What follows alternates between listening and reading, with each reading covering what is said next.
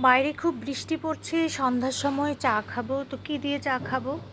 জমজমাট বৃষ্টির মধ্যে একটা স্ন্যাক্স রেসিপি হলে খুব ভালো হয়। তো আজকে তোমাদের সাথে শেয়ার করছি নিরামিষ আলুর চপ। চায়ের সাথে দারুণ জমে যাবে, ঘরের লোকের সাথে আড্ডা দেবে আর চায়ের সাথে নিরামিষ আলুর চপ খেয়ে নেবে। তো চলো বন্ধুরা, রেসিপিটি শেয়ার করি তোমাদের সাথে। তো সীমা রান্নাবান্না চ্যানেলে তোমাদের সবাইকে স্বাগত। তো প্রথমে আমি একটি ব্যাটার রেডি করে নেব। তো সেটার মধ্যে দিয়ে দিলাম 3 চামচ বেসন, হাফ চামচ নুন। এবার নুন আর বেসন নাড়িয়ে নিলাম আর দিয়ে দিলাম 2 চামচ কর্নফ্লাওয়ার। এবার সব শুকনো উপকরণ মিশিয়ে নেব আর দিয়ে দেব সামান্য একটু হলুদের গুঁড়ো। তারপর জল ঢেলে ব্যাটারটা রেডি করে নেব। খুব সুন্দর একটা ব্যাটার রেডি করে ঢাকনা দিয়ে রেখে দেব। তো কেমন আছো বন্ধুরা? নিশ্চয়ই ভালো আছো তোমরা। আমার সকল বন্ধুদেরকে জানাই অনেক ভালোবাসা। তো দেখো, 3টে আলু আমি এখানে গোটা আলুটাকে সেদ্ধ করে রেখেছি। এবার আলুটা খুব ভালো করে গ্রেট করে নিচ্ছি। ঠান্ডা হওয়ার পর আলুটা হাত দিয়েও মাখা করে নিতে পারো। তো আমি একটু গ্রেট করেই নিচ্ছি, তাহলে কোনো আলুটা খুব ভালো একটা পেস্ট হবে, স্মুথ হবে সেই জন্য। তো 3টে আলুকে আমি এখানে গ্রেট করে নিলাম।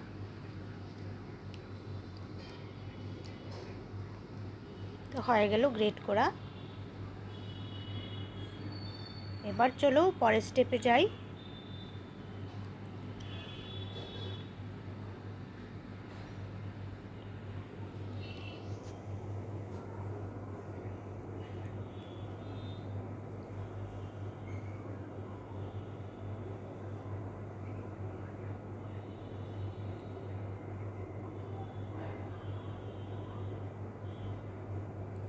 এবার একটা কড়া বসিয়ে দিয়েছি, দিয়ে দিলাম সর্ষের তেল, সামান্য একটু, হাফ চামচ হিং দিয়ে দিলাম আর দিয়ে দিলাম 2 চামচ থেকে একটু কম, 1.5 চামচের মতো ছোট চামচে জিরে দিয়ে দিলাম আর গ্রেট করা বেশ কিছুটা আদা দিয়ে দিলাম।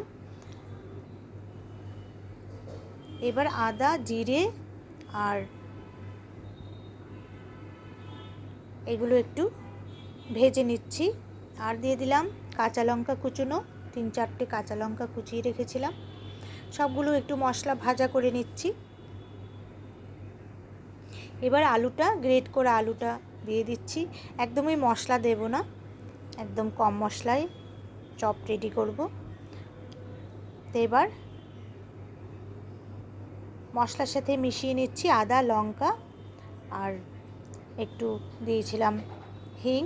এবার সবগুলোকে ভালো করে মিশিয়ে নিচ্ছি আর দিয়ে দিলাম সামান্য একটু হলুদ। খুব বেশি হলুদ ভালো লাগবে না, খুব বেশি হলুদ কিন্তু আমাদের যে কোনো খাবারের স্বাদ নষ্ট করে দেয়। না দিলে যেমন ভালো লাগবে না, অতিরিক্ত বেশি দিলে একদমই টেস্টটা বদলে যায়। এবার দিয়ে দিলাম চিলি ফ্লেক্স 1 চামচ। খুব ভালো করে এবার একটু আলুটাকে নাড়াচাড়া করে নিচ্ছি আর সামান্য একটু জিরে গুঁড়ো দিলাম, সামান্য একটু, আর নুন দিয়ে দিলাম পরিমাণ মতো। জিরে গুঁড়ো নয়, মানে ভাজা মশলা দিলাম, সরি, এটা জিরে গুঁড়ো, যে শুধু জিরে গুঁড়ো ছিল না, এখানে ধনে, জিরে, তারপর মৌরি সব কিছু, আর দিয়ে দিলাম একটু কসুরি মেথি। কসুরি মেথি দিলে গন্ধটা খুব ভালো আসে। তো সেদ্ধ আলুর মধ্যে একটু জল ভাব থাকে, সেজন্য একটু টানিয়ে নিচ্ছি, জলটাকে শুকনো করে নিচ্ছি। তো হয়ে গেল, দেখো অনেকটাই আলু পুরটা রেডি হয়ে গেল, মাখাটা। তো আমার নতুন বন্ধুদেরকে মনে করিয়ে দেই, আমার চ্যানেলটা ভালো লাগলে সাবস্ক্রাইব করে পাশে থেকো তোমরা। তো দেখো, নিয়ে নিলাম একটা থালাতে, বাটিতে তুলে নিলাম আর একটা থালার মধ্যে আমি একটু আটা ছড়িয়ে দিয়েছি। চপগুলোকে রাখবো এখানে আর দিয়ে দিলাম একটু চাট মশলা, ভুলে গেছি কড়ার মধ্যে দিতে। তো এখানে 1 চামচের মতো চাট মশলা দিয়ে দিলাম।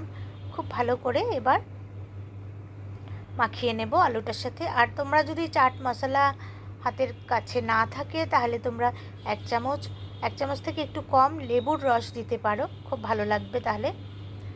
এবার যার যেরকম পছন্দ সেরকম শেপ দিতে পারো। তো আমি একটু ছোট করেই করব, খুব বেশি বড়ও না ছোটও না, এরকম করে। আর ফুলে উঠবে সেটা ভাজা করলে। এরকম গোল গোল করে করে নিলাম সবগুলোকে।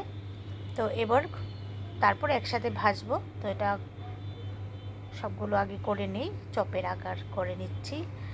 তো বলছি, আমার চ্যানেলটা ভালো লাগলে সাবস্ক্রাইব করবে অবশ্যই, আর পাশে থাকা বেল আইকনটাও প্রেস করে দিও, তাহলে আমার যা কিছু নতুন রান্নার রেসিপি আসবে তোমাদের কাছে পৌঁছে যাবে। আর দূরের বন্ধু কাছের বন্ধু সকলকেই অনেক ধন্যবাদ ভালোবাসা পাশে থাকার জন্য। দেখো অনেকটাই হয়ে গেছে। তো এরকম করে সবগুলোকেই ভেজে নিচ্ছি। আর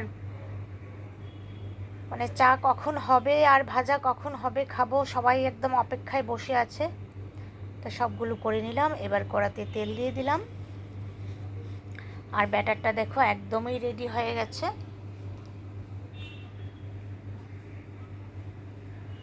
এখানে হাফ চামচ থেকেও মানে একদম কি বলবো, এক পিঞ্চ যেটাকে বলে এক চিমটে আমি দিয়ে দিলাম বেকিং সোডা। একদম ভাজার আগে বেকিং সোডাটা মিক্স করতে হবে। তো এবার তেল ঢেলে তেল গরম করে নিচ্ছি। আর ওই ব্যাটারে একটা একটা করে ডুবিয়ে তারপর আমি ভেজে নিচ্ছি আলুর চপ। ভীষণ টেস্টি হয়েছিল বন্ধুরা, তোমরা যারা এই আলুর চপটি খাওনি অবশ্যই খেয়ে দেখো, ভীষণ ভালো হয়। আর দোকান থেকে এত দাম দিয়ে চপ কিনে খেতে হবে না, ঘরে বানালে সেটার একটা আনন্দই আলাদা। সবাই মিলে খাবো, একসাথে বসে চায়ের আড্ডা দেবো আর খাবো। ছোট বড় সকলেই খুশি হবে। তোমার পয়সাও সাশ্রয় হবে যে তুমি কিছুটা ঘরে বানালে, আর সেটা আনন্দই আলাদা নিজের হাতে।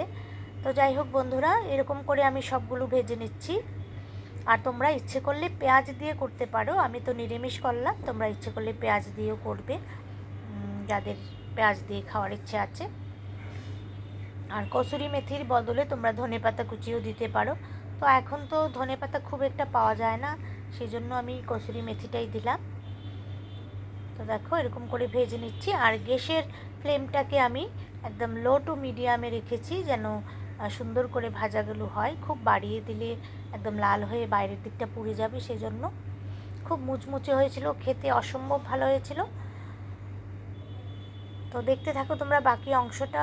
আর যদি আমার এই রেসিপির কোনো অংশ ভালো লাগে অবশ্যই একটা লাইক করে দিও, কমেন্ট করে জানিও কেমন হয়েছে। আর বন্ধুদের সাথে শেয়ার করে দিলে খুব ভালো লাগবে আমার। আর তোমরা অবশ্যই বানিয়ে খেও যারা খাওনি। দেখা হচ্ছে আগামী নতুন কোনো ভিডিওতে। খুব ভালো থেকো বন্ধুরা, সুস্থ থেকো, আনন্দে থেকো।